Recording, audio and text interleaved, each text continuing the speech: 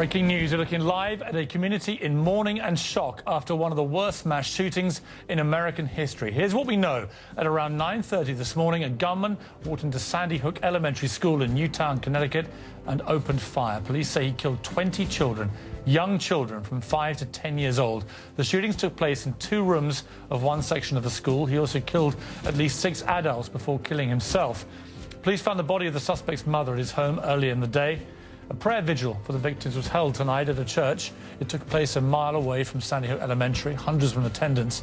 Earlier at the White House, another vigil was held with people holding candles. But this gathering was for a call for more gun control. Many say this tragedy demands tougher legislation. Inside the White House, a visibly shaken President Obama offered these words about the mass killing. The majority of those who died today were children. Beautiful little kids between the ages of 5 and 10 years old.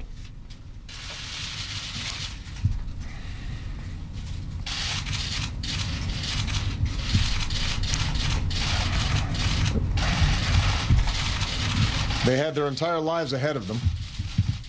Birthdays, graduations, weddings, kids of their own.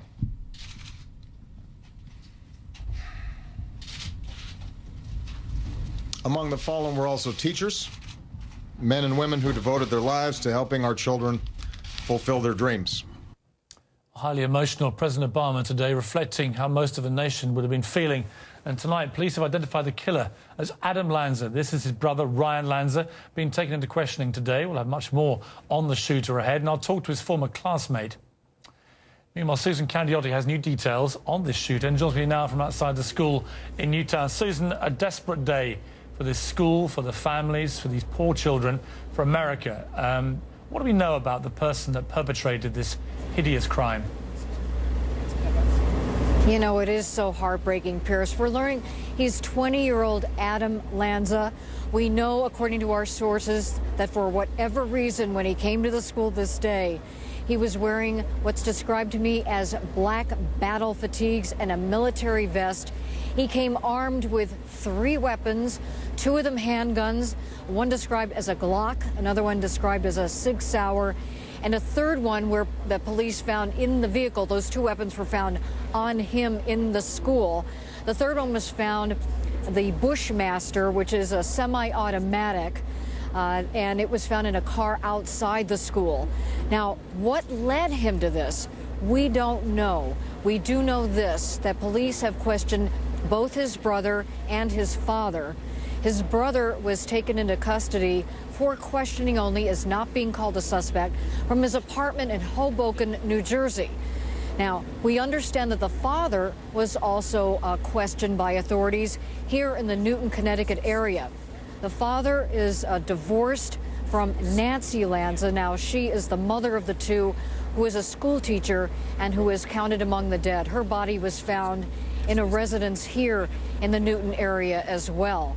Now, believe it or not, Pierce, those weapons, according to authorities, were owned by the mother, Nancy Lanza, in this case, not by the shooter. So, still trying to piece together a motive. There are signs we are hearing from our sources that the shooter may have suffered from some kind of personality disorder. Did he leave any notes behind? Did he tell anyone what he was planning to do? Among the many questions that we all have tonight. There certainly are. Susan Kendall, for now, thank you very much indeed. I want to turn now to Ashley Banfield. She's in Newtown, Connecticut as well. Ashley, I was watching earlier when you were speaking to Wolf Blitzer, and you became very emotional because 2 of your own children, I think, are at a school in Connecticut, and you weren't sure for a while exactly what was happening with them. Thankfully, they were okay. But this is every parent's nightmare. From what we understand, the bodies of these poor children are still lying there on what the police are calling the crime scene at this school. The parents can't even see them. It's just an unimaginable horror. There's no other way to put it, unimaginable horror, and it was an evil that's been visited upon this community, according to the governor of Connecticut, Dan Malloy, who spoke here earlier, Piers. I have another detail for you that I want to share with you about how some of these parents learned that they wouldn't be seeing their children again. I think you already know the detail that many of the children were rushed out of the school, out of the Sandy Hook Elementary School by the police, by teachers, and they raced on foot to a nearby police or rather a nearby fire station, which became the staging area. There were robocalls that went out. We've heard those robocalls saying, parents of the Sandy Hook Elementary students, come to this fire station to be reunited with your children. Throughout the day, there was one area within that fire station where the children were kept and they were shown movies until their parents could come and find them. There was another area where a number of the parents were milling about, waiting for students to be brought into the fire station. You can imagine it was quite a chaotic scene for some time. Slowly but surely, Piers, over the course of the day, parents arrived, children were taken away, parents continued to wait, other children didn't arrive, and ultimately there was a moment where they had to tell these waiting parents, there will be no more reunions tonight. And I'm told from someone who was inside that area, in a room adjacent, that at the moment those parents were told there would be no more reunions and no more children coming, that there were wails that were released. And the person who told me this said this was the moment she completely broke down. There was also a nurse on hand who came, volunteer, having worked 2 decades in the business. Her brother telling me that she just wanted to be there and help in any way she could as a grief counselor, and was present at that time as well. Just a horrifying moment, if you can imagine, being those parents who waited and waited and waited only to hear this. And ultimately, like you said, Piers, they know the bodies of their children are still in that school tonight. It's just hard to imagine anything worse in the world. Ashley, thank you for now. I'm going to be joined now by Mark Bowden. He's the mayor of Danbury, which is right next to Newtown. Mr. Mayor, thank you for joining me. This is just, it's almost beyond description, beyond any understanding. How is the community dealing with this? Are they yet? What can you do? Well, obviously, it's been a horrific day here in the greater Danbury area, and in particular the town of Newtown. Clearly, our heart goes out to all those individuals who lost loved ones today, and obviously the children and the staff and everybody else. It's been an incredibly difficult day. I have to tell you that the first selectman of Newtown, Pat Lodra, has done a tremendous job. She's been working very hard. Unfortunately, can't be with us right now, but she's really doing what needs to be done. The first responders have been tremendous. The staff at the school has been absolutely heroic in terms of their approach to this, and it's just been just an absolute international tragedy and crisis. And I understand, Mr. Mayor, that you knew the principal of the school who also was killed. That's correct. I had the honor of working in the same school system and very close proximity to Dawn, who passed away today. She was a teacher in the Danbury Public School System and then elevated up through the ranks and eventually ended up a principal here in Newtown. And just a committed, hardworking, dedicated educator, somebody who cared deeply about kids, and she put kids first in every facet and every way in which she executed her job, and somebody who we just would all admire and would all want working with our children as a professional. Well, it's an extremely sad day, and I appreciate you joining me, Mr. Mayor, and I can only wish you all the very best. We're trying to rebuild the community. Do you know if there are any plans for any more vigils tomorrow?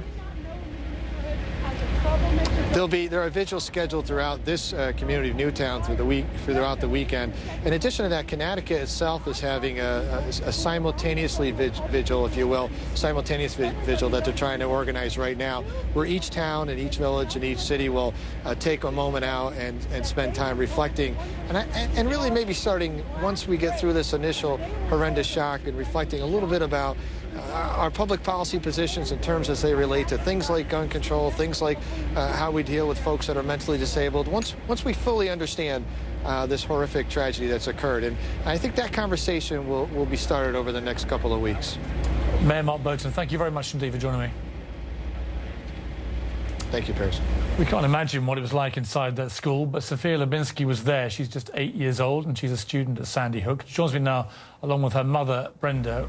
Thank you both for joining me. If I may start with you, Brenda, this is every mother's nightmare. When was the first that you heard about this, and how did you hear?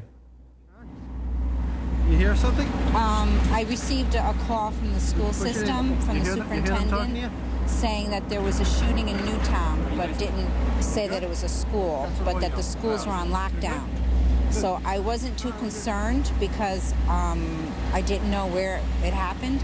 And then I received a text on my phone from a news organization, and they said that Sandy Hook School, there had been a shooting. So I got in my car and I went over to the school, and there were already state police, the fire, Newtown police. And when you got there, obviously scenes of complete chaos. How quickly was it that you realized your daughter was safe? Okay. When I got there, there was complete chaos, but I did see some moms and a neighbor, and I asked them what happened, and they said they didn't know, but that there was a shooting. And then I saw a neighbor, like I said, and he said they carried out a little girl, and she looked like she was dead. So instantly I panicked because of my baby here. But thankfully, no sooner he said that, I looked towards the kids who were being brought from the school to the firehouse, and I saw her class, and I ran up and I said, "Where's Sophia?" And they said, "Oh, she's okay, she's coming." And I saw her with her teacher, and then we all were taken into the firehouse, where we were kept so they can do a roll call and make sure all the students were accounted for. And Sophia, it's obviously been a very terrifying day for you and for all your friends. What did you think was happening? Were you aware that there was somebody firing a gun in the school? Can you hear her? Not really, my earpiece. She can't really hear you. What she told me was that they heard pops in the hallway.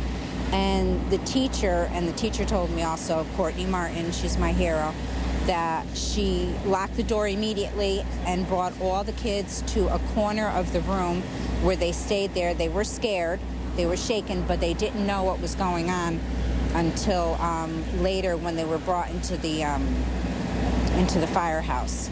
Police came and knocked on the door and said, "It's okay, you can come out." And they guided them to the back of the school, and they walked over to the firehouse. And that's where I caught up with Sophia. And Brenda, how is Sophia now? It must have been an extraordinarily traumatic experience for all those children who survived this. I think that she's numb right now. She's a pretty bright kid, and she has a big support staff at home, and we love her very much, and she'll be fine. It's just that we're devastated for the rest of the family because we don't know who was hurt. I do know my close friends, their children are okay, but we don't know who the children were. I don't know if she can hear me or not, Brendan, but I just wondered whether Sophia wanted to say anything about what happened to her today. Do you want to say anything, honey? No? No, okay. Are you sure? No. I think she's too cold now. No, I think she should probably go home with her mum. It's been a terrifying day for everybody involved, and I'm just so grateful that you were able to see your daughter. Obviously, your heart must go out to those poor families who've not been able to see their poor children again. It's a small community, it's a close-knit school, and it's devastating, and I'll be here for anybody, and our prayers go out to all the families. Well, Brenda, thank you very much indeed. I'm just the luckiest lady right now. Thank you. Brenda, thank you very much indeed for joining me. I do appreciate it. Thank you. Thank you very much. Very lucky indeed. The gunman has been identified as Adam Lanza, and joining me now from London is Lanza's former classmate, Alex Israel. Alex Israel, thank you for joining me. You knew this character. Is this something that you could have ever predicted, that he would one day flip and do something as monstrous as this? I mean, I don't know if you can ever predict something like that would happen. You really never think that it's going to happen to your school, somewhere where you live and you've lived your whole life. But I don't know if I could have predicted it. I mean, there was something off about him. I really only knew him closely when we were very, very young, when we were in elementary school together. And I mean, he was always a little bit different. He mostly stuck to himself, but I don't know if you can say that you could have predicted this. He was, by all accounts, a pretty clever young man, particularly in maths, almost a sort of genius, apparently, at that. Tell me about that side of him. I mean, I was never in any of his classes or anything like that, but yeah, you could definitely tell that he was, I would say, a genius. Yeah, there was definitely something there that was a little bit above the rest of us. Did he have friends? Was he sociable? I always saw him alone when he was walking through the school or when he was sitting at the table, sitting on the bus. But I mean, I think he had a few maybe close friends, maybe through school, through his classes.